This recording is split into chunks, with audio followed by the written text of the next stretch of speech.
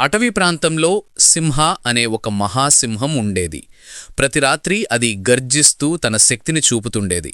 ఒకరోజు రాత్రి ఒక చిన్న పొయ్యి ముందున్న చిన్న నూనె దీపం మెరుస్తూ ఇలా చెప్పింది: సింహ, నేను చిన్నదాన్ని కావచ్చు, కాని చీకటి నన్ను భయపట్టదు.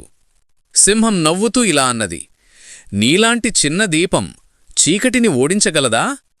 దీపం మృదువుగా చెప్పింది: నిజం, నేను మొత్తం చీకటిని దూరం చేయలేను, కాని నా చుట్టూ ఉన్న చోటును వెలిగించగలను. అది కూడా ఎవరికో ఒకరికి దారి చూపడానికి సరిపోతుంది. సింహం కాసేపు నిశ్శబ్దంగా ఆలోచించింది. అప్పుడు అది ఒక గొప్ప విషయం గ్రహించింది.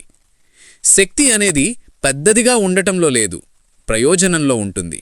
చిన్న వెలుగు దారి తప్పిన వాళ్లకు మార్గం చూపగలదు. ఇది గ్రహించిన తర్వాత సింహం పెద్ద, చిన్న ప్రతి జీవిని గౌరవించడం ప్రారంభించింది. నీతి: పెద్దవాడిగా ఉండాల్సిన అవసరం లేదు, ఉన్నదానితో ప్రారంభిస్తే చాలు. నీ వెలుగు ఎవరో ఒకరి ప్రపంచాన్ని మార్చగలదు.